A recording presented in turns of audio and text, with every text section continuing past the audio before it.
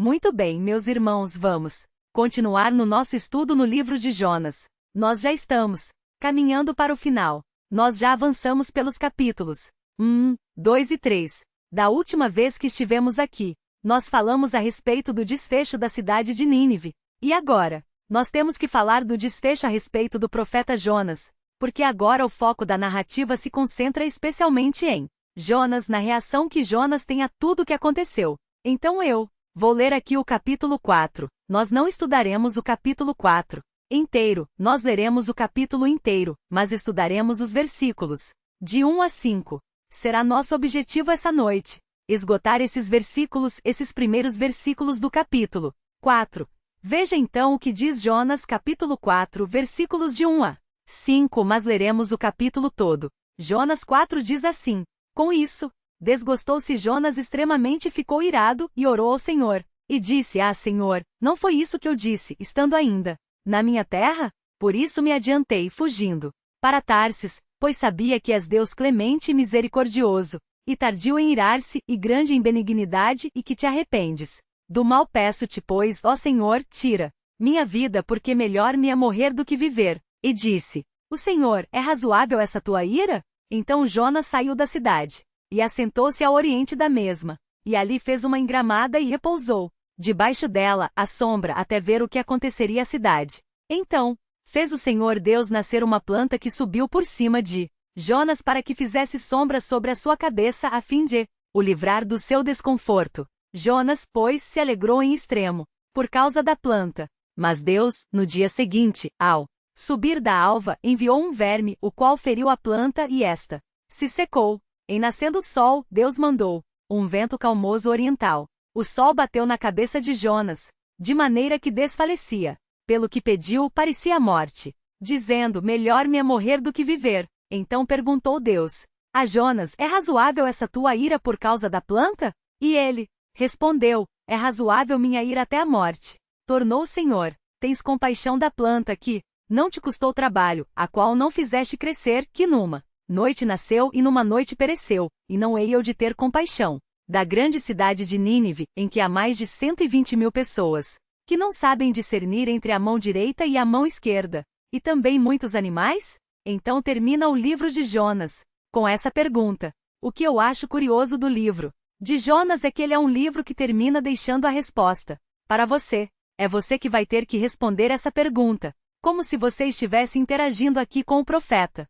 Mas nós não. Chegamos ainda na parte final do capítulo 4. Nós vamos iniciar o capítulo 4 estudando os versículos de 1 a 5. O que eu quero mostrar para os irmãos, nesse grupo de versículos aqui, é o seguinte: a rebeldia distorce os valores do servo de Deus. A rebeldia distorce os valores do servo de Deus. Nós vemos ao longo de todo o capítulo 4 que Jonas tem valores distorcidos. O modo como Jonas lida com aquela situação, com o arrependimento de Nínive, o modo como ele se relaciona com Deus, como ele se refere a Deus, como ele dialoga com Deus, o modo como ele se comporta, no estilo meio estressadinho, meio dramático, fazendo toda aquela cena, mostra para nós que os valores de Jonas estão distorcidos. Ele não está valorizando as coisas como ele deveria valorizar. Ele não está pesando as coisas como ele deveria pesar. Ele não está encarando as coisas como ele deveria encarar. E ele faz isso por quê?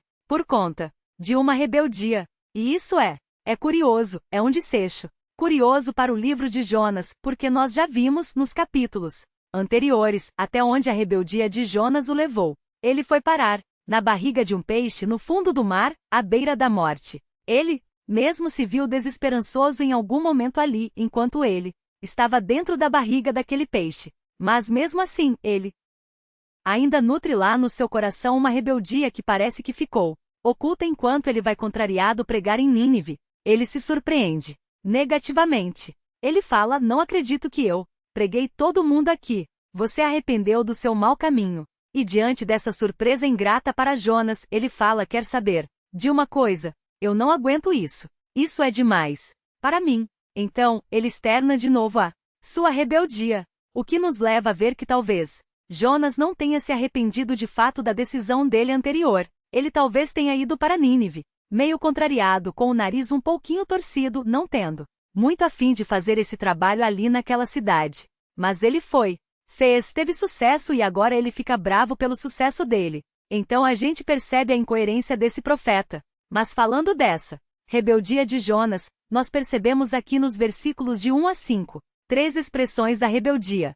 Se a rebeldia distorce os valores do servo de Deus, e você é um servo de Deus, você deve se avaliar, para ver se os traços dessa rebeldia, se as expressões dessa rebeldia, acontecem na sua vida também, como acontece aqui com o Jonas. Quais são essas 3 expressões de rebeldia? Em primeiro lugar, o inconformismo. Jonas está inconformado pelos acontecimentos recentes. Ele está totalmente contrariado com o que aconteceu. Então, a primeira expressão da rebeldia é o inconformismo. A segunda expressão da rebeldia, que distorce os valores do servo de Deus, é a incoerência. Joana se mostra incoerente porque ele admite algumas coisas, ele pronuncia algumas verdades, mas ele age de maneira diferente. Ele sabe quem Deus é, ele sabe o que Deus faz, ele sabe da ação de Deus, ele sabe da misericórdia de Deus, ele se dirige a Deus. Como sendo o Senhor Deus, ele faz tudo isso, mas ainda assim, ele age de uma maneira incoerente a isso, de uma maneira desarmoniosa. Com isso, então nós vemos que uma expressão da rebeldia é a incoerência. Servos rebeldes são incoerentes. E outra expressão da rebeldia, que nós percebemos aqui nos versículos 3 a 5, é a teimosia, a insubmissão. Jonas é um homem teimoso. Ele persiste no erro. Não basta errar uma vez, não basta ser confrontado uma vez, não basta ver tudo o que está acontecendo ali, ele continua teimoso. E essa é a terceira expressão da rebeldia. Então vamos ver aí esses traços do Jonas rebelde, esse profeta que teve sucesso na sua missão, mas que não queria ter sucesso na sua missão. E vamos ver como Deus então conduz esse aprendizado aqui a Jonas, que não se limita apenas a Jonas, mas certamente tinha por alvo chegar ao povo de Israel, também rebelde naqueles dias. E certamente serve para nós hoje também como instrução e como confrontação ao nosso próprio comportamento. Porque pode ser que nós nos encontremos em Jonas, e isso é problemático.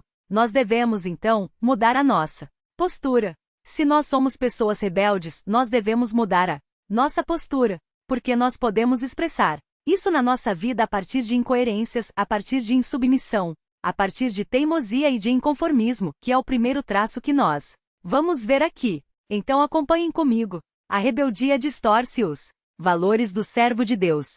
Primeira expressão da rebeldia é o inconformismo. O texto diz assim no versículo 1. Com isso desgostou-se Jonas extremamente e ficou irado. Quando nós vemos esse primeiro versículo, tendo em vista o que aconteceu nos versículos imediatamente anteriores, nós percebemos alguns contrastes que o livro quer nos mostrar. Quais são esses contrastes? Em primeiro lugar, se vocês olharem os versículos 9 e 10 do capítulo 3, vocês devem se recordar que Deus é quem estava irado com Nínive. Deus estava irado, mandaria juízo sobre Nínive, caso os ninivitas não se arrependessem. Essa foi a pregação de Jonas. Em 40 dias Nínive será subvertida. Então Deus estava irado com Nínive, mas agora quem é que está irado? Jonas. Nós já temos aqui um contraste. Qual é esse contraste? Enquanto o arrependimento dos ninivitas acalmou a Deus, o arrependimento dos ninivitas atiçou a ira de Jonas. Enquanto o arrependimento dos ninivitas foi visto com bons olhos por Deus, o arrependimento dos ninivitas foi visto com maus olhos por Jonas. Esse é o primeiro contraste que nós percebemos aqui no decorrer da narrativa, na virada do capítulo. E há também um jogo de palavras. No versículo 1 que as nossas traduções não conseguiram manter, há um jogo de palavras no hebraico, que nos ajuda a ver a gravidade desse contraste, especialmente vendo a reação de Jonas. O jogo de palavras é o seguinte: a palavra mal nas nossas traduções aparece várias vezes ao longo do livro de Jonas, capítulo 1. O capítulo 3 também aparece a palavra mal, que diz respeito à violência que os ninivitas cometiam, ao comportamento mal deles, ao comportamento violento deles. É a maldade de Deus, a maldade que Deus puniria nos ninivitas. Essa palavra aparece várias vezes. E há também a palavra mal aplicada, a tragédia iminente que viria sobre Nínive. Aqui não é que Deus faria algo mal, mas a destruição, a tragédia, o julgamento que viria seria algo desolador. É uma palavra, compõe ali a mesma raiz dessa palavra. Então nós vemos a maldade de Nínive, nós vemos a tragédia iminente vindo, mas a contraste. Aqui agora, porque se nós fossemos traduzir o versículo 1 literalmente, ficaria mais ou menos assim. Isso foi mal, muito mal para Jonas. Mas o que era mal não era violência. O que era mal não era destruição. O castigo por conta da violência? Pois é, mas aqui nós temos que a avaliação que Jonas faz disso tudo é que aquilo que aconteceu, o arrependimento dos ninivitas foi algo mal, muito mal. E vejam aqui a mudança. Agora, o problema não é mais os ninivitas. Quem é o problemático da história? Agora, Jonas. Agora o mal não são mais os ninivitas. Os maus não são mais os ninivitas. Eles já se arrependeram. Agora o mal é Jonas. E ele olha para tudo aquilo que aconteceu e ele fala, olha, isso foi mal. Muito mal. E é claro que as nossas traduções preservaram, ainda que não tenham preservado a literalidade da tradução, preservaram a emoção que Jonas estava sentindo. Com isso o autor quer falar. O quê? Olha, Jonas estava realmente irado. Ele estava contrariado com aquilo que estava acontecendo. A avaliação daquilo que aconteceu, aos olhos de Jonas, foi a pior possível. Então nós vemos aqui essa mudança de foco. E qual que era o motivo da ira e do desgosto de Jonas? Bom, nós aprendemos um pouco mais disso no versículo 2, mas nós não vamos ver o versículo 2 ainda, nós vamos ver daqui a pouco. Mas por que que a misericórdia de Deus expressa para os ninivitas aqui, para os assírios? Por quê? A misericórdia, a graça, a bondade de Deus incomodou tanto Jonas? Por que Jonas ficou tão incomodado pelo arrependimento deles? Por quê? Por que isso transtornou tanto Jonas? Porque ele viu isso como sendo algo mal, muito mal. Por quê? Bom, existem aqui algumas especulações, são especulações válidas à luz do contexto histórico em que Jonas está inserido, de algumas expressões de Jonas aqui no livro, e também do que nós sabemos dos assírios e da relação da Assíria com Israel. Nós sabemos que os israelitas tinham um forte exclusivismo teológico, como Deus escolheu, dentre todas as nações do mundo, a nação de Israel. Para o judeu, os gentios mereciam a ira de Deus de maneira completa e absoluta. E ir pregar uma mensagem de salvação aos gentios, como fez Jonas aqui, era algo que afetava extremamente o nacionalismo de um israelita. Da gema, como era Jonas. Não é possível isso. Então havia uma ideia de que Deus deveria derramar as suas bênçãos, derramar o seu cuidado, a sua atenção, de modo especial e exclusivo, para com Israel. Então parece que Jonas aqui tem uma espécie de ciúminho. Ah, é meu Deus. É o Deus do meu povo. Como assim? Ele vai lá e abençoa outras nações? Não faz sentido isso. Mas há um outro elemento também, além desse exclusivismo teológico, que é um nacionalismo que se expressa em formas militares. Como assim? Bom, nós sabemos que o livro de Jonas está localizado historicamente no governo de Jeroboão II, e durante esse período Israel viveu relativa paz. Foi um período de prosperidade, de conflitos militares ali tranquilos, era um momento de crescimento, de uma leve ascensão econômica até. Israel estava bem, mas continuava pagão, continuava afastado do Senhor. E quando nós olhamos para a Síria, quando Jonas possivelmente olhou para a Síria, ele viu o quê? Uma ameaça. Se a Síria se arrepender-se, a Síria contar com o favor de Deus, esse povo vai continuar crescendo. A Síria estava passando ali por um período de expansão leve naquele momento. Se a Síria continuar crescendo e crescer para cima do povo de Israel, não vai ter jeito. E curiosamente nós percebemos que quase que junto com o profeta Jonas, alguns anos depois, 2 profetas falaram a respeito do juízo que viria da parte de Deus por meio dos assírios. Se vocês olharem o livro de Amós, abra aí sua Bíblia em Amós capítulo 5. É difícil achar Amós, mas ele está aí, eu garanto. Na verdade, só você virar uma página da sua Bíblia e você chega em Amós. 1 ou 2 páginas para trás e você chega em Amós capítulo 5, versículo 27. Veja só, Amós e Oséias foram quase que contemporâneos a Jonas, uma diferença muito pequena. E nós percebemos que eles já falavam que viria um julgamento contra Israel por meio das nações, da nação assíria, das nações que estavam ali ao norte de Israel. Veja só Amós 5, 27. Por isso vos desterrarei para além de Damasco, diz o Senhor, cujo nome é Deus dos exércitos. Damasco aqui é a capital da Síria, não da Assíria, que Era o império que ficava imediatamente acima ali de Israel, mas além do Damasco, que é o que o texto diz aqui, ficava o Império Assírio. Mais acima ficava o Império Assírio. E para bom entendedor, pingo, é letra se os israelitas seriam levados para além de Damasco.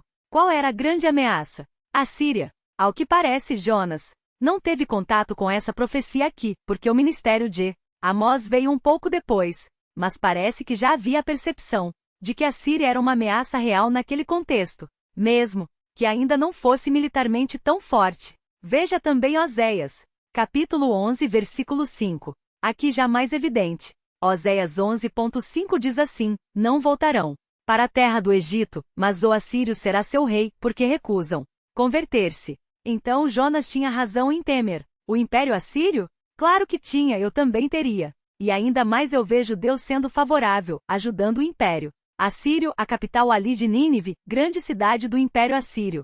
Eu fico com medo, eu falo, bom, eu preciso repensar aqui algumas coisas, porque se esse império continuar crescendo e agora contar com o favor de Deus, nós estamos perdidos.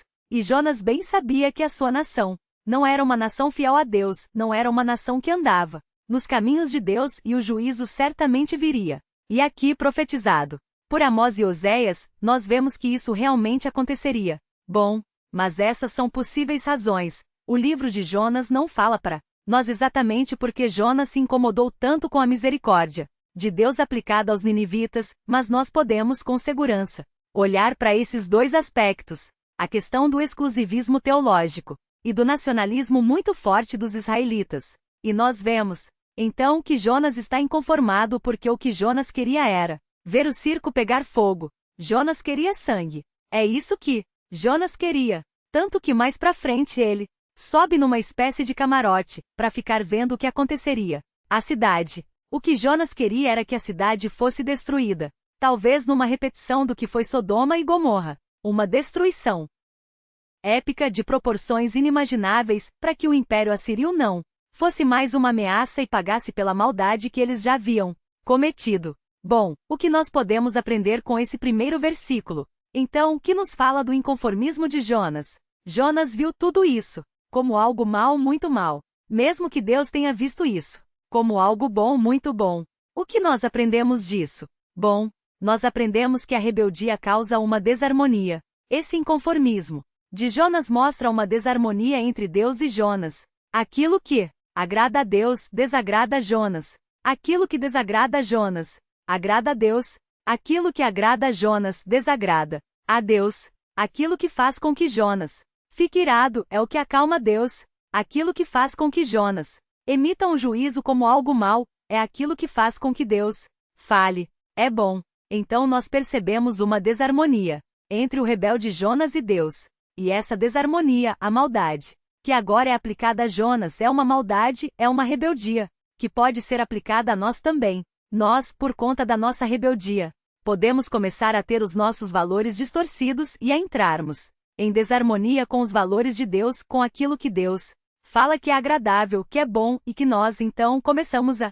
falar que é mal e desagradável. Nós começamos a ficar irado com aquilo que Deus vê como algo bom, e começamos a achar normal aquilo que levanta a ira de Deus. Nós começamos a entrar em desarmonia com o Senhor por conta da nossa rebeldia. E eu achei curioso. Por quê? Isso é muito prático. Muito prático. Nós percebemos isso em vários níveis. Vários níveis. Nós percebemos isso com as várias igrejas que têm abraçado, por exemplo, o movimento LGBT. E acreditam que isso, na verdade, é o amor de Deus. Isso agrada a Deus. Deus quer que todos se amem, não importa o jeito que for. Mas, na verdade, isso é abominação a Deus.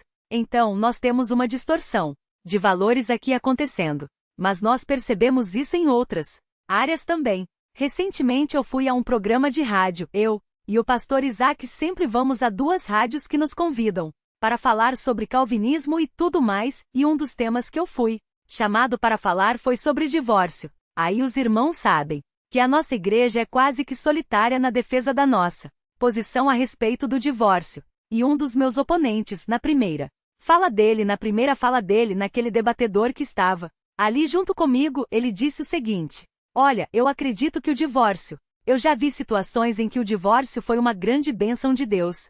Eu olhei aquilo Tive que esperar o tempo dele acabar. Ainda bem que ele não estava ali ao vivo, senão ia dar uma de Augusto Nunes, né? Não ia fazer isso, claro. Mas vontade não faltou. E ele terminou a falar dele e eu disse: olha, eu não sei como você consegue chamar de bênção de Deus algo que Deus fala que ele abomina, algo que Deus fala que ele reprova, que ele detesta. Como você fala que isso é bênção de Deus? Deus deixa claro em Malaquias que ele se desagrada disso. Então nós percebemos que a mentalidade evangélica hoje é uma mentalidade de distorção, porque é uma mentalidade doutrinariamente rebelde. Aquilo que agrada a Deus por conta da rebeldia doutrinária, o meio evangélico pensa o contrário. Se isso desagrada a Deus, então isso me agrada. Se isso agrada a Deus, então isso me desagrada. Então há essa inversão, essa distorção de valores aqui. Por quê? Porque nós começamos, por conta da nossa rebeldia, a distorcer aquilo que não deve ser distorcido, que não pode ser distorcido. E nós ficamos inconformados com valores biblicamente claros. Não é à toa que Isaías, capítulo 5 fala: ai dos que chamam mal ao mal bem e ao bem mal. Fazem da escuridade luz e da luz escuridade, põem o amargo por doce e o doce por amargo. É uma inversão de valores. Isso nós não estamos vendo apenas no mundo afora, nós vemos dentro da igreja. Pessoas defendendo pautas como sendo da vontade de Deus, que nós sabemos que são abertamente contrárias a Deus. Questão de aborto, questão dos gays, do LGBT, questão de divórcio, questão de como atingir a cultura. São coisas que biblicamente são claras, mas que a rebeldia das pessoas faz com que elas se agradem daquilo que Deus reprova. Então, nós percebemos que quanto mais rebeldes, mais em desarmonia com o Senhor nós estamos, mais em desarmonia com o Senhor nós ficamos. Mas a postura de Jonas aqui, esse inconformismo de Jonas, nos ensina algo um pouco mais pessoal. Agora olhando para a nossa postura, muitas vezes o homem faz como o Jonas e se coloca numa posição de juiz, e começa a emitir valores sobre a ação de Deus, sobre o caráter de Deus. E esse questionamento que o homem faz, às vezes sobre o pretexto de: ah, Senhor, eu não entendo o que o Senhor quer dizer, eu não entendo o que o Senhor está falando, eu não consigo entender o porquê o Senhor tem isso, ao invés de ser um questionamento legítimo, acaba sendo uma avaliação. Eu não concordo com o que o Senhor está fazendo. O Senhor fez isso, mas isso para mim é algo mal, muito mal. Eu discordo. O Senhor errou. Muitas pessoas se colocam nessa posição de juiz e esse questionamento assume a mesma expressão de Jonas, uma expressão de ira e de rebeldia contra Deus. E nós percebemos isso em várias áreas também. Por exemplo, no luto. Às vezes as pessoas, os crentes, passam pelo luto, um luto inesperado, um luto difícil, um luto amargo. Mas as pessoas, ao invés de colocar-se debaixo de Deus em sujeição, o que as pessoas falam? Eu não acredito que o Senhor fez isso. Por que o Senhor levou essa pessoa? Por que o Senhor não me levou? Eu não acredito. Sabe, o Senhor errou. O Senhor errou. O Senhor errou o alvo. O Senhor tinha que me levar ao invés de levar essa pessoa. E esse questionamento que pode parecer um tanto quanto piedoso, um tanto quanto, essa pessoa está sofrendo, muitas vezes assume um contorno de questionar a ação e o caráter de Deus. Se o Senhor fez isso, será que o Senhor é bom mesmo? Será que o Senhor é justo mesmo? Ou ainda, quando nós lidamos com a salvação, que é o contexto aqui de Jonas da salvação do juízo, mas no nosso contexto, quando nós falamos da salvação eterna das pessoas, muitas vezes nós adotamos uma postura de questionamento também. Nós olhamos para algumas pessoas e nós falamos assim: é sério que o Senhor salvou essa pessoa? É sério que o Senhor salvou ele? Ele que foi a vida inteira corintiano. É sério que o Senhor salvou ele? Tanto São Paulino para o Senhor Salvador é ex-corintiano. Não é não, Paul? Sério? É sério isso? Eu não. Por que o Senhor fez isso? Isso para mim é mal, muito mal. Então adota-se uma postura de questionamento. Essa pessoa a vida toda aprontou, mas agora ela se converte no leito de morte. Ah, sim, é fácil, né? E eu aqui tô a vida inteira ralando aqui para conquistar meu tijolinho lá no céu, né? E não consigo. E agora essa pessoa? Aí. Mas por quê? Uma inversão, uma rebeldia, ideias erradas que as pessoas têm. Outra área que as pessoas questionam a Deus quando elas veem outras pessoas sendo abençoadas, outros crentes sendo abençoados. E as pessoas olham assim e falam: Senhor, é sério que o Senhor deu essa bênção para ela? Para essa pessoa?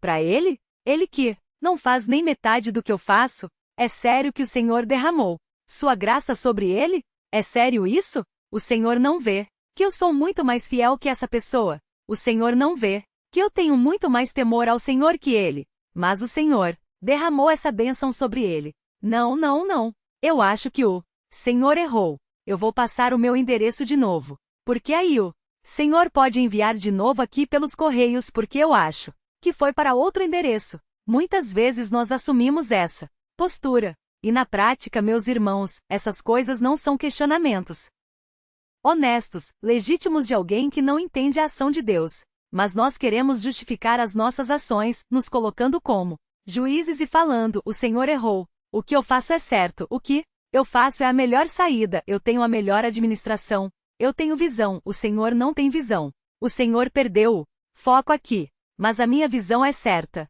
Eu posso dar umas aulas para o Senhor, se o Senhor quiser. E nós começamos, então, a colocar Deus numa posição de alguém avaliável, como se nós pudéssemos tecer alguma avaliação a respeito do caráter ou das ações de Deus. E é curioso que Jó teve uma postura semelhante. Nós lemos o livro de Jó e falamos: poxa vida, Jó passou por poucas e boas, né? Aí nós vemos lá que, em tudo que Jó falou, ele não pecou. Mas há um momento do livro de Jó em que Jó começa a fazer alguns questionamentos com uma postura um pouco desaforada. E então chega um momento que a última gota cai e Deus responde a Jó. Veja comigo Jó capítulo 38.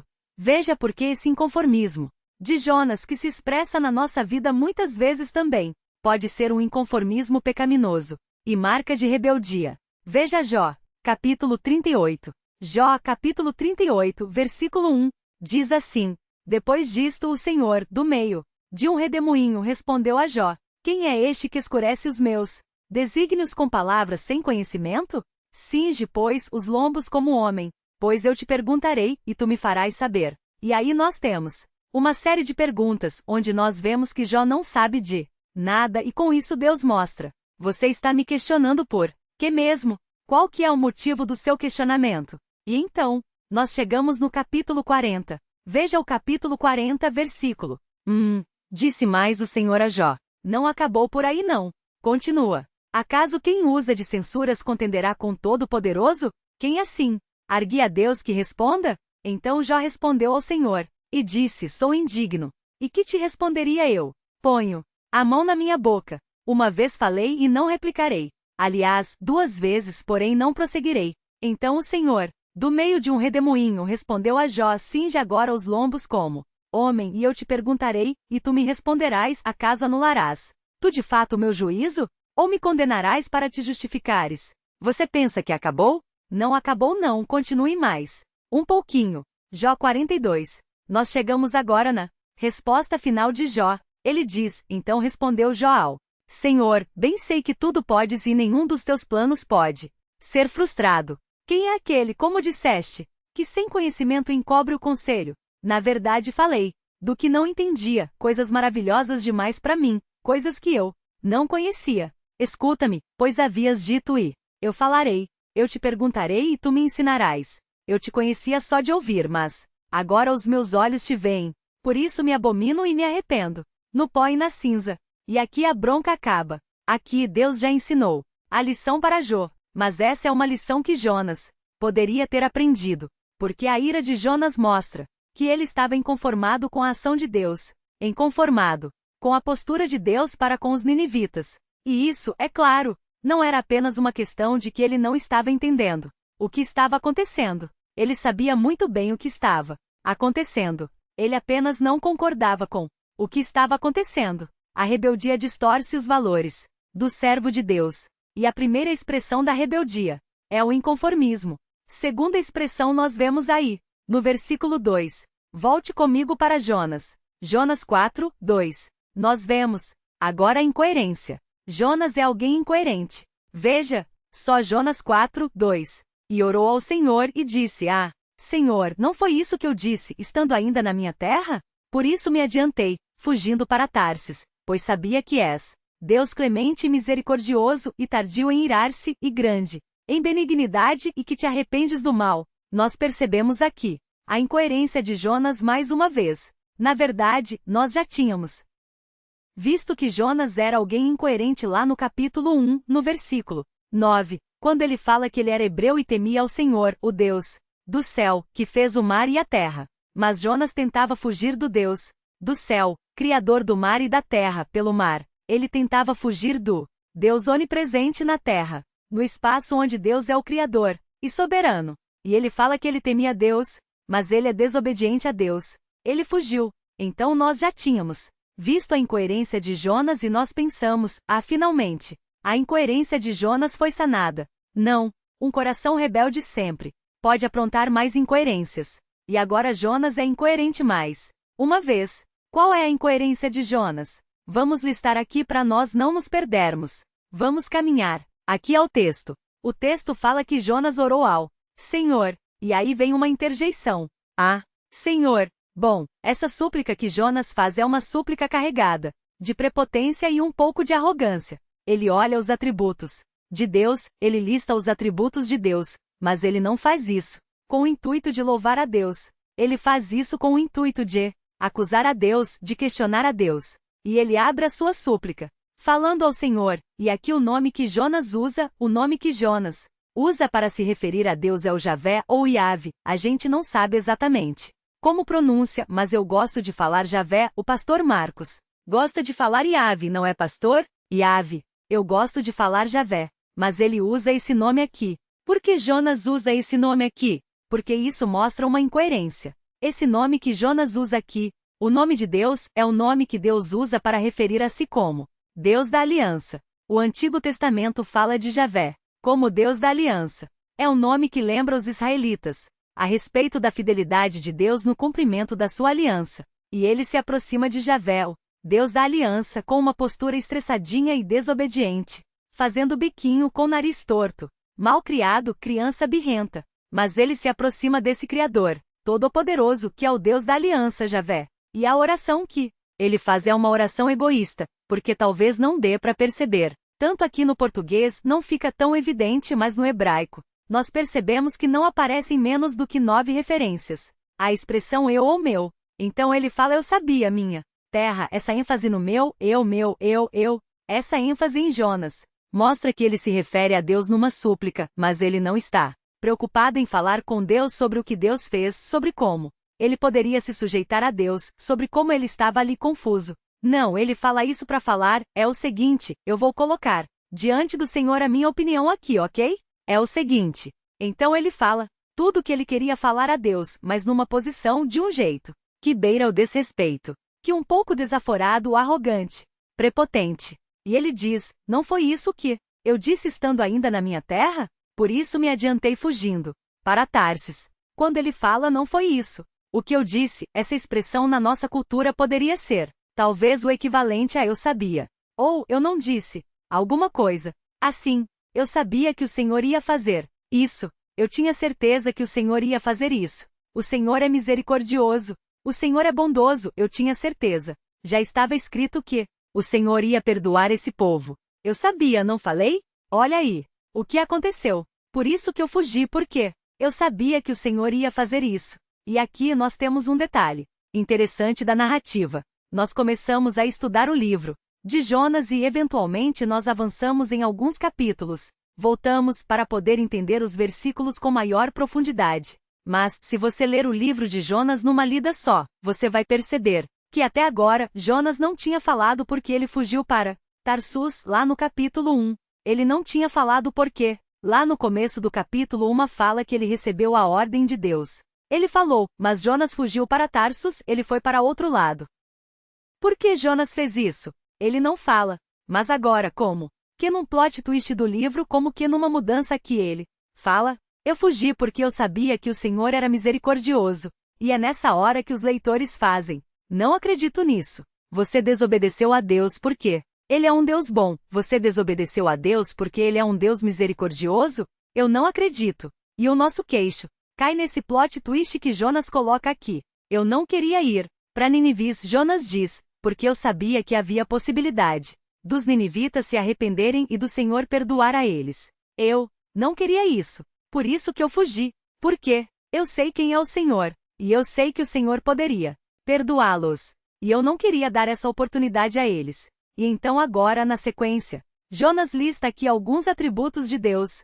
Ele fala que Deus é um Deus clemente e misericordioso, tardio em irar-se, grande em benignidade e que se arrepende do mal. Veja aqui, Jonas era um profeta do Senhor. Nós já vimos no capítulo 2 que Jonas conhecia os Salmos, porque a oração de Jonas no ventre do peixe é uma oração que expressa o formato do Salmo, até alguns salmos conhecidos de Jonas. Ele, como um profeta do Senhor, era alguém que conhecia os Salmos, mas também conhecia a lei de Moisés. Jonas certamente conhecia a lei de Deus, porque aqui quando ele fazendo essa citação aqui no capítulo 2, essas palavras que Jonas coloca aqui, esses atributos que Jonas atribui aqui a Deus, que Jonas diz que Deus é clemente, benigno, misericordioso, essas palavras são possivelmente um eco de um credo do Antigo Testamento, que reverbera pelas páginas do Antigo Testamento e que está lá em Êxodo capítulo 34. Obra lá rapidamente comigo. Êxodo, capítulo 34. Jonas, como profeta do Senhor, possivelmente, muito possivelmente, conhecia aí a lei de Deus. Ele não apenas conhecia a lei de Deus, como agora, no auge da sua rebeldia, no auge do seu inconformismo, no auge da sua incoerência, ele faz uma alusão a isso, quase que uma citação disso, e ele diz, muito próximo ao que está registrado lá em Êxodo capítulo 34, versículos 1 a 9, olha só, 6 e 7, perdão, 34, versículos 6 e 7, e passando o Senhor por diante dele, clamou o Senhor, Senhor Deus compassivo, clemente e longânimo, e grande em misericórdia e fidelidade, que guarda a misericórdia em 1000 gerações, que perdoe a iniquidade, a transgressão e o pecado ainda, que não inocente o culpado e visita a iniquidade dos pais nos filhos, e nos filhos dos filhos até a 3ª e 4ª geração. É possível que Jonas tenha o versículo 6 e o versículo 7 em mente.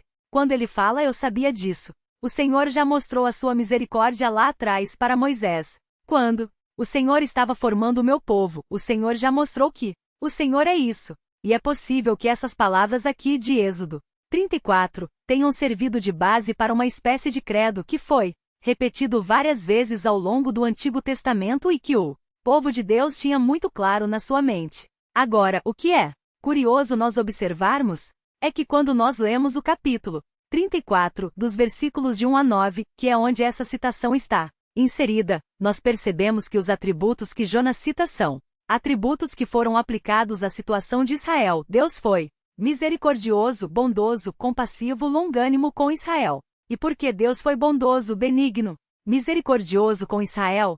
Se vocês olharem o capítulo 32 de Êxodo, vocês encontrarão a resposta. O que acontece no capítulo 32 de Êxodo, o famoso episódio do bezerro de ouro? O povo cometeu uma idolatria gravíssima. As primeiras tábuas da lei foram quebradas. Moisés, tomado de fúria pela idolatria do povo, quebrou aquilo, e depois há então as segundas tábuas da lei, que são registradas aqui no capítulo 34.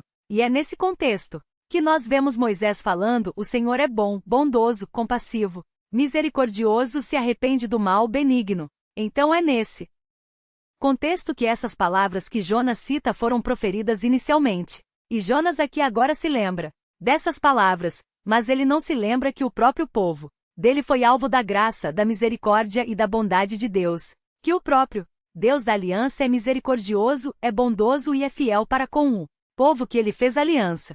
Deus não havia feito aliança com os ninivitas, mas com Israel ele havia feito uma aliança. O povo quebrou essa aliança, mas Deus ainda assim foi benigno, foi bondoso, foi compassivo, foi misericordioso, foi tudo isso. Então nós percebemos nas palavras de Jonas aqui, não apenas um lapso de memória, mas até um certo grau de hipocrisia. Jonas, você é um hipócrita aqui. Peraí, Jonas, eu não posso mostrar benevolência para outros povos, mas você diz que eu sou tudo isso aí, e eu já demonstrei ser tudo isso aí para com o seu povo. Idólatra rebelde, que até hoje adora outros deuses, e você fica revoltado por causa disso? Essa oração, essa súplica de Jonas tem um quê de sarcasmo, um quê de hipocrisia aqui presente. E esse sentimento mesquinho e exclusivista que Jonas tem, a gente poderia sintetizar da seguinte maneira: vejam só, se Deus não fosse misericordioso, bondoso, como o próprio Jonas declara, o próprio Israel já teria sido extinto há muito tempo. Há ocasiões em que Deus fala: eu vou acabar com tudo, Moisés. Eu vou fazer um povo a partir de você. E Moisés fala: não, Senhor, por favor, lembre-se da promessa que o Senhor fez aos nossos antepassados. E Deus, então, fala: ok, por fidelidade e aliança eu não vou fazer isso. Mas já houve momentos em que Israel, por conta da sua rebeldia, por conta do seu paganismo, da sua rejeição de Deus, se não fosse a misericórdia de Deus, Israel já teria sumido do mapa. Mas Deus é misericordioso e bondoso. Mas isso se torna pessoal com Jonas. Porque se não fosse a misericórdia, a graça, a bondade de Deus, o próprio Jonas já não estava aqui para contar a história. Porque Jonas teria caído no mar, e no meio daquela tempestade toda, naufragando ali, indo até o fundo do mar, se não fosse Deus enviar aquele peixe de maneira sobrenatural, com as coordenadas exatas para que Jonas fosse abocanhado, o que teria acontecido com Jonas? Ele teria sido extinto também. Então nós percebemos que a misericórdia de Deus, que Jonas fala aqui, com um certo quê de hipocrisia até um pouco de sarcasmo e ironia, não é algo que se refere só ao Israel distante, mas é algo que se refere ao próprio Jonas. Mas Jonas olha para tudo isso e fala assim: o Senhor pode ser misericordioso comigo, o Senhor pode ser misericordioso com Israel, mas o Senhor não pode ser misericordioso com os outros povos. E é triste ver que ao invés de louvar ao Senhor pela misericórdia dele, Jonas acusa o Senhor. Jonas se lembra dos atributos de Deus. Ele fala: eu já sabia disso. Mas ele não usa isso para louvar o Senhor, ele usa isso para acusar o Senhor, para questionar o Senhor naquela postura de inconformismo que nós já vimos. Ele fala assim: o Senhor é muito bonzinho. O Senhor foi muito bonzinho com os Nenevitas. Eu sabia que o Senhor era muito bonzinho. E isso não me agrada. Quais são os atributos que Jonas destaca aqui? Atributos de Deus? A Jonas fala da clemência de Deus, que diz respeito a um favor dado àqueles que não merecem. De fato, nosso Deus é um Deus clemente, é um Deus que dá sem nós merecermos. A nossa salvação foi dada sem nós merecermos. Tudo que Deus nos dá sem nós merecermos. O pão que nós comemos, o ar-condicionado que nós temos, a comunhão que nós temos, a vida que nós temos, é um presente que é nos dado sem merecimento algum da nossa parte. Jonas também fala da misericórdia de Deus, que diz respeito à sua compaixão. Nosso Deus é um Deus compassivo, e aqui parece que a expressão que Jonas usa lembra também o cuidado, a compaixão que uma mãe tem pelo seu filho, que cuida ali com atenção, com carinho, um favor amoroso e compreensivo. Essa é a compaixão de Deus. A criança lá se debatendo com fome, sem entender o que está acontecendo, a mãe vai lá e acalma aquela criança, mostra compaixão por aquela criança. E Jonas fala: nosso Deus é um Deus compassivo. É um Deus que, como uma mãe, se aproxima do seu filho e mostra um favor amoroso, próximo, compreensivo. Jonas fala que Deus é longânimo, tardio em irar-se. A paciência de Deus é grande. Deus não traz o julgamento de imediato. Deus espera muito tempo até efetivamente trazer o seu juízo. Nós vemos isso, a longanimidade de Deus, na própria história de Adão e Eva. Pela desobediência daqueles dois, Deus poderia, com toda a justiça do mundo, ter enviado ali um raio fulminante e matado os dois. Mas ele foi longânimo. Por meio dessa longanimidade, que nós estamos aqui hoje, não apenas vivos, mas sendo beneficiados pela semente da mulher que foi prometida a Adão e Eva. Então, nós vemos que a longanimidade de Deus é algo maravilhoso e mostra a paciência dele, não só para com Israel, não só para com Jonas, mas para conosco também. Jonas fala que Deus é benigno, e aqui a expressão da benignidade de Deus é aquela palavrinha que nós conhecemos muito no Antigo Testamento, o Hesed, o amor leal de Deus, o amor pactual de Deus, o amor que é fiel e perseverante. Esse é o amor de Deus, a benignidade, que quer fazer o bem para aqueles a quem ele ama. E Jonas fala que Deus se arrepende do mal. Nós já estudamos sobre isso. Não significa que Deus muda de ideia. Aqui mostra a sensibilidade de Deus. Deus é alguém que muda a tratativa conforme o arrependimento dos seus servos. Se o povo se arrepende, então Deus suspende o julgamento que estava ali iminente e então ele muda a tratativa, ele passa a abençoar aquele povo. Nós percebemos, então, atributos maravilhosos de Deus aqui. E nós perguntamos: como pode Jonas olhar para isso? e com arrogância e prepotência. Questionar a Deus.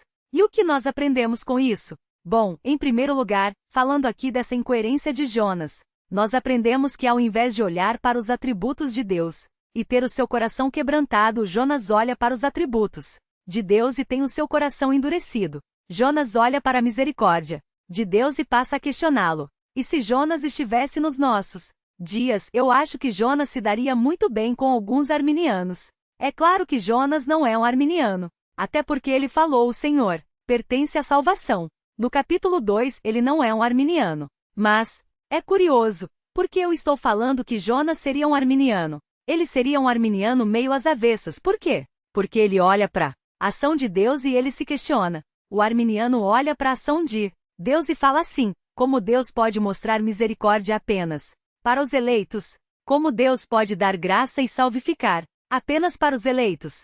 Enquanto que Jonas olha para a graça de Deus, para a misericórdia de Deus e fala como pode Deus mostrar graça e misericórdia para os ninivitas?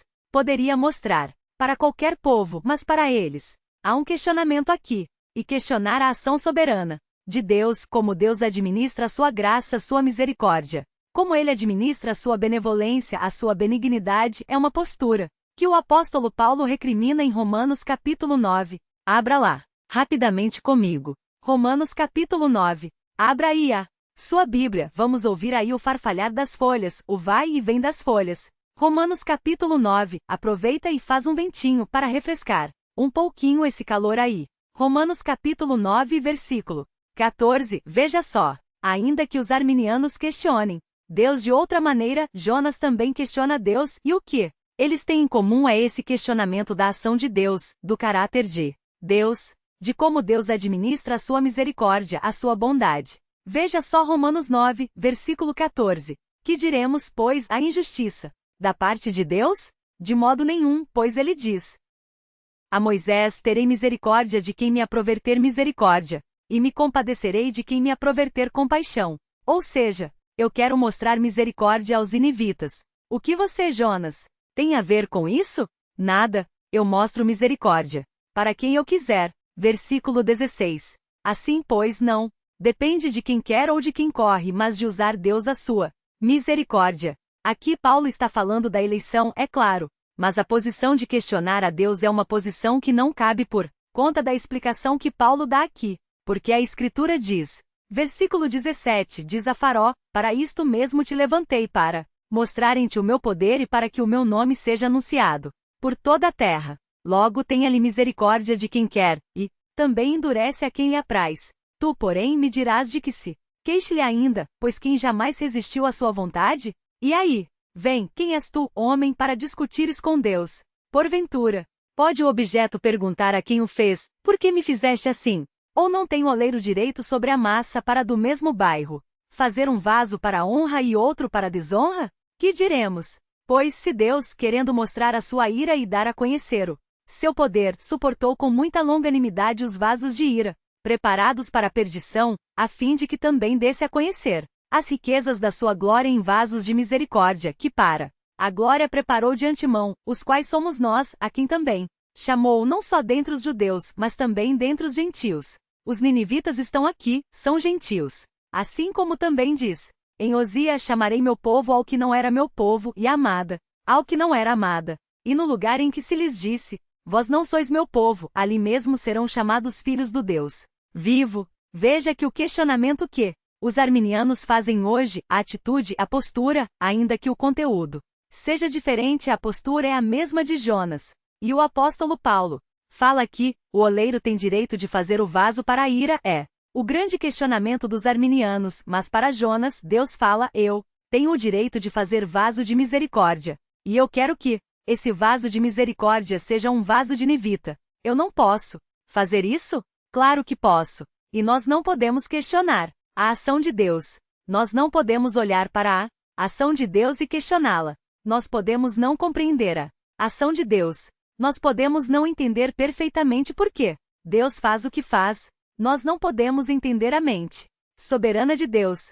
Mas nós devemos nos colocar em humildade e sujeição, não em questionamento arrogante e prepotente. E nós aprendemos também falando dessa incoerência que o servo de Deus que abandona a rebeldia. O servo de Deus que, diferente de Jonas, é alguém que se submete à vontade de Deus e que conhece o Senhor, é alguém que deve ser coerente. O que eu quero dizer com isso? É alguém que, sabendo quem Deus é, deve viver em harmonia com isso. Se Jonas sabe que Deus é um Deus misericordioso, bondoso, benigno, ele deve viver de acordo com isso. Veja o que diz Efésios capítulo 4. Abra rapidamente em Efésios capítulo 4. Veja o que Paulo diz no versículo 31. Efésios 4, 31.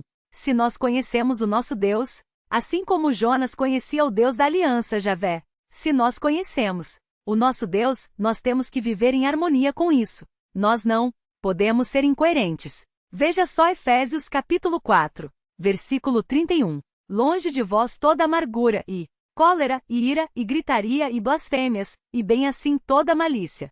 Antes, sede uns para com os outros benignos, compassivos, perdoando-vos uns aos outros, como também Deus em Cristo vos perdoou. E Paulo fala: sede, pois, imitadores de Deus, como filhos amados, e andai em amor, como também Cristo nos amou e se entregou a si mesmo por nós, como oferta e sacrifício a Deus em aroma suave. Se Deus nos perdoou, foi compassivo, benigno conosco, nós devemos ser, portanto, imitadores de Deus. E aqui a palavrinha que Paulo usa para falar de imitadores é de onde nós temos a nossa palavra, mímica. Se Deus levanta o braço em compaixão, nós levantamos o braço em compaixão. Se Deus levanta o dedo em benignidade, nós levantamos o dedo em benignidade. Se Deus mexe a sua cabeça em aprovação, nós mexemos a nossa cabeça em aprovação. Nós somos imitadores do Deus benigno, compassivo, bondoso. E isso deve se expressar no nosso convívio. Isso deve se expressar no convívio, dentro da igreja. Eu não posso orar a Deus e falar: Senhor, o Senhor é benigno, é compassivo, é misericordioso e perdoa aqueles que se arrependem, e me recusar a perdoar o meu irmão, e me recusar a ter um bom relacionamento com o meu irmão. Isso não pode acontecer. Isso é incoerente. Isso é ser Jonas. É reconhecer quem Deus é, mas não agir em conformidade, em coerência com isso. E Paulo fala: nós devemos ser imitadores de Deus. Jonas precisava ter aprendido isso. A rebeldia distorce os valores do servo de Deus. 3 expressões da rebeldia: inconformismo, incoerência e teimosia, que é o último que nós vamos ver agora. Versículo 3 diz assim, Jonas 4, 3 a 5. Peço-te, pois, ó Deus, tira minha vida, porque melhor me é morrer do que viver. O versículo 3 mostra para nós o tamanho da ingratidão de Jonas. Jonas é tão teimoso que ele prefere morrer do que obedecer a Deus. Se as coisas não são do jeito de Jonas, é melhor que Deus leve Jonas então. Se as coisas não saem no script de Jonas, então Jonas não quer brincar. Nós vemos a ingratidão de Jonas, porque ele fala para Deus tirar a vida dele, sendo que em alguns versículos anteriores, Deus poupou a vida dele, e nós vemos aqui mais uma expressão de incoerência, porque no capítulo 1, Jonas foge da presença de Deus. No capítulo 2, Jonas lamenta por ser expulso da presença de Deus. No capítulo 2 ainda, Jonas agradece porque Deus salvou a sua vida. E agora no capítulo 4, Jonas pede: Senhor, me tira a vida. Jonas é bipolar, alto e baixo. No próprio capítulo 4 ele vai para cima e volta o tempo todo também. Daqui a pouco ele fica feliz, daí ele fica bravo de novo. Mas isso mostra a teimosia de Jonas. Se não é do meu jeito, então eu não quero. E a ingratidão dele parece ser enfatizada, alguns dizem, porque ao desejar a morte, ele está quebrando o voto que ele fez no capítulo 2. Veja o capítulo 2, versículo 9. Mas com voz de agradecimento eu te oferecerei sacrifício. O que votei pagarei. Ao Senhor pertence a salvação. Se Jonas está pedindo a morte nas entrelinhas, o que vai acontecer? Eu não vou fazer voto, não vou cumprir voto de gratidão nenhum. Aliás, não tem como eu cumprir voto de gratidão agora, porque a última coisa que eu tô é grato pelo que está acontecendo aqui. Então nós vemos a teimosia de Jonas. E aí Deus pergunta: Jonas, é razoável essa tua ira? Jonas, é justa essa sua ira? Faz sentido isso? E Jonas não responde. Jonas então se levanta, o texto fala: então saiu Jonas da cidade, assentou-se ao oriente da mesma, e ali fez uma enramada e repousou debaixo dela à sombra Jonas sai da cidade, possivelmente sobe até um ponto mais alto, onde ele conseguiria ver a cidade. Ele faz uma cabana, ele faz uma tenda. Isso, para um judeu ou para um israelita, não era algo difícil, já que fazia parte da cultura judaica. Pelo menos uma vez por ano, os judeus se reuniam na festa dos tabernáculos, onde eles viviam ali por um período curto de tempo, alguns dias, em tendas feitas de galhos e folhagens. Então Jonas possivelmente sabia manusear as folhagens, os galhos lá, para construir uma cabana provisória para se proteger do sol. E ele faz isso. Ele arma ali a sua cabaninha e ele fica esperando. Esperando o quê? O texto fala até ver o que aconteceria. A cidade. A cronologia do livro de Jonas nos dá a entender que os 40 dias que deveriam se correr até que o juízo viesse já passaram. O povo se arrependeu e Deus não trouxe o juízo. Então Jonas viu que o tempo passou. Viu que a cidade se arrependeu, que Deus não trouxe o juízo. E então ele fica bravo, que é o começo do capítulo 4. E talvez, se é isso que aconteceu, se essa é a cronologia dos fatos, talvez depois desse diálogo com Deus, Jonas tenha pensado assim: bom, eu já apresentei aí as minhas indagações, já apresentei as minhas discordâncias, eu vou subir ali agora porque pode ser que Deus mude de ideia. Pode ser que Deus repense melhor, veja que eu estou certo. E aí talvez ele mude de ideia. Talvez tenha sido isso a que Jonas fez quando saiu e o texto fala que ele ficou esperando para ver o que aconteceria à cidade. Outra opção é que não se passaram os 40 dias aqui ainda. Nós estamos passando pelos 40 dias e Jonas sobe ao morro para ver o que aconteceria ao final dos 40 dias. Mas Jonas, vendo o arrependimento dos ninivitas, ele já sabe. Se o povo se arrependeu, então Deus vai perdoar. Se o povo se arrependeu de verdade, então não vai vir juízo. E se não vai vir juízo, então a minha esperança é que o arrependimento tenha sido temporário, passageiro, e que no final dos 40 dias caia fogo do céu, mate todo mundo. E eu vejo aqui um espetáculo, no meu camarote aqui na minha cabaninha, vendo o que vai acontecer na cidade. De qualquer jeito, qualquer uma das duas opções, o que a gente percebe aqui é que Jonas quer ver o circo pegar fogo.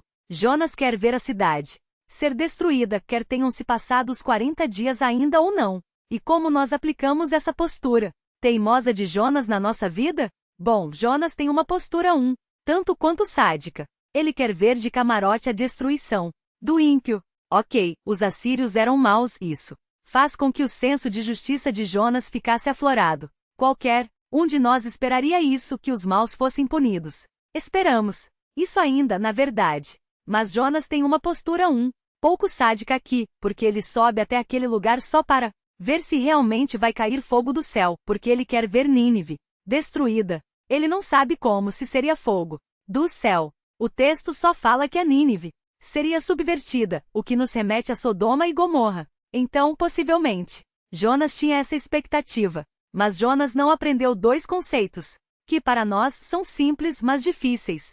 Simples de entender e difíceis de aplicar. Nós sabemos que Deus é plenamente justo, que Deus vingará o seu povo e que Deus fará justiça, punindo o mal. Nós sabemos disso, essa é a nossa esperança. Nós sabemos que um dia o Senhor dará a paga para toda a injustiça que foi cometida, que é cometida. Mas nosso Deus não é um Deus sádico, e é importante nós lembrarmos disso. Veja o que diz o texto de Ezequiel, capítulo 33. Ezequiel, capítulo 33. Veja o que o profeta diz a respeito da postura de Deus, como Deus olha a morte do ímpio.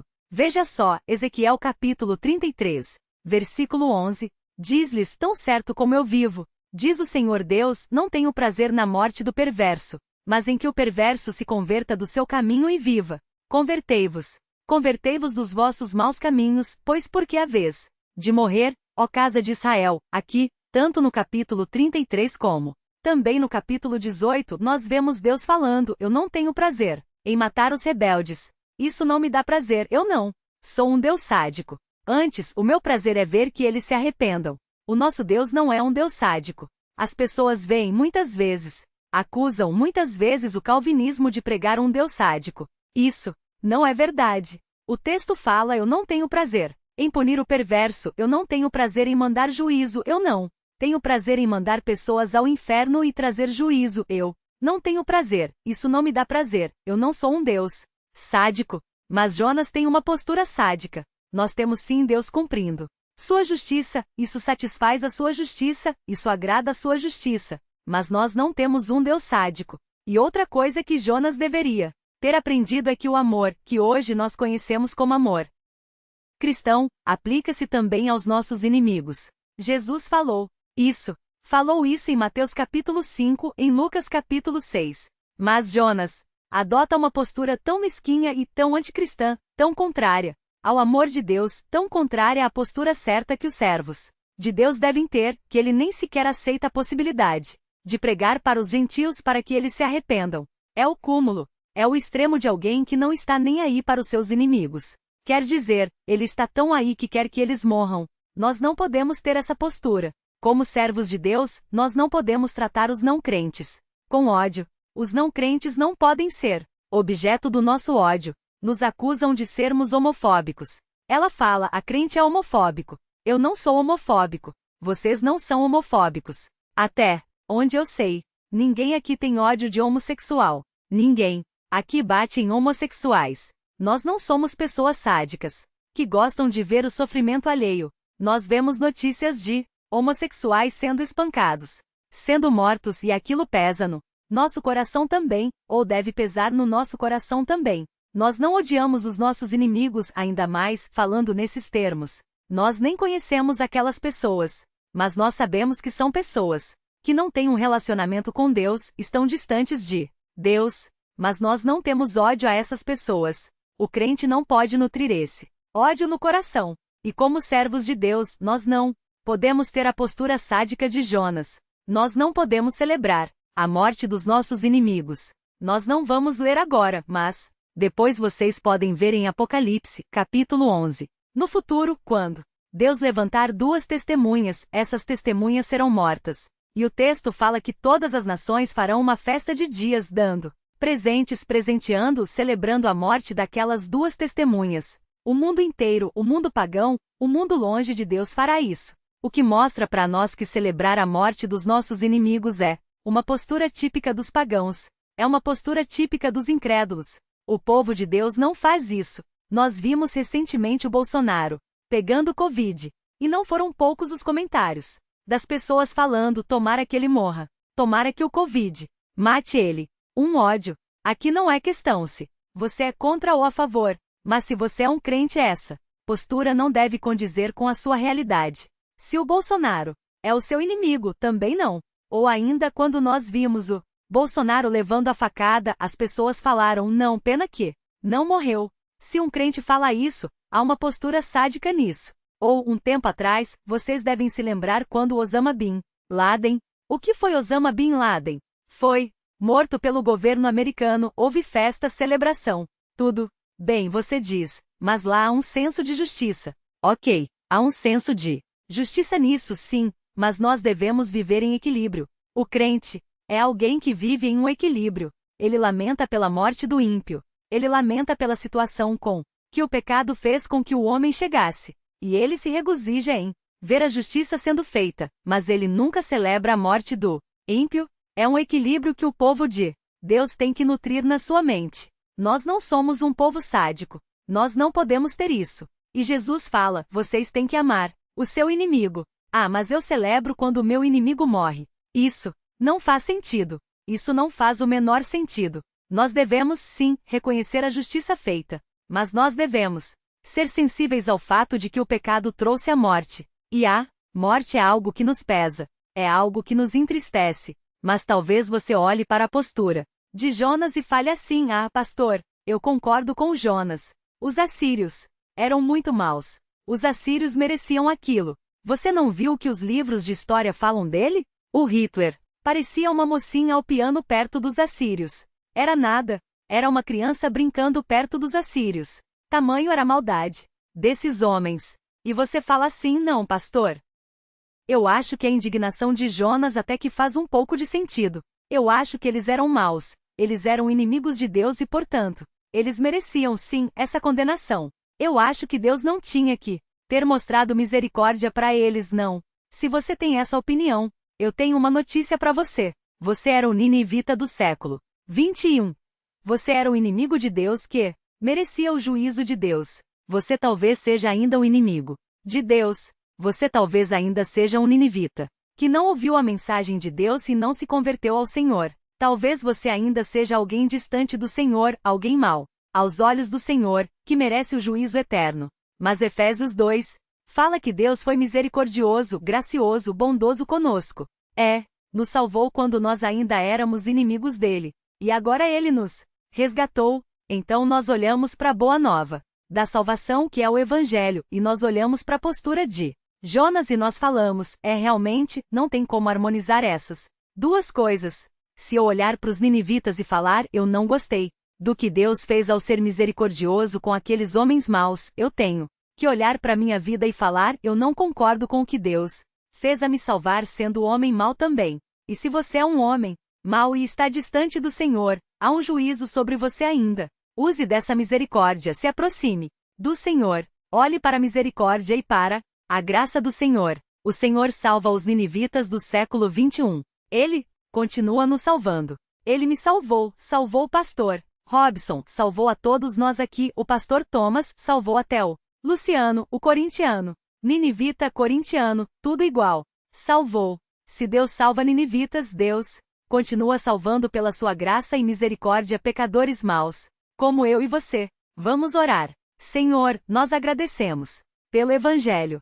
Obrigado pela boa nova de salvação, que diz que Jesus morreu na cruz por pecadores como nós. Obrigado. Porque o Senhor um dia mostrou misericórdia para com Nínive. Obrigado.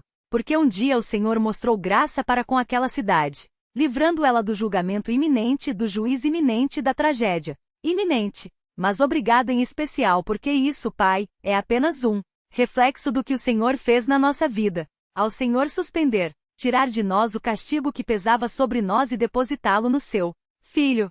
Obrigado por essa expressão de graça, misericórdia, bondade e benignidade que nós não conseguimos sequer descrever, Pai. Obrigado porque o Senhor é totalmente bondoso, totalmente misericordioso, e nós louvamos o Senhor por isso. Tira de nós a ingratidão, tira de nós a incoerência, tira de nós a insubmissão, tira de nós a rebeldia, tira de nós a teimosia.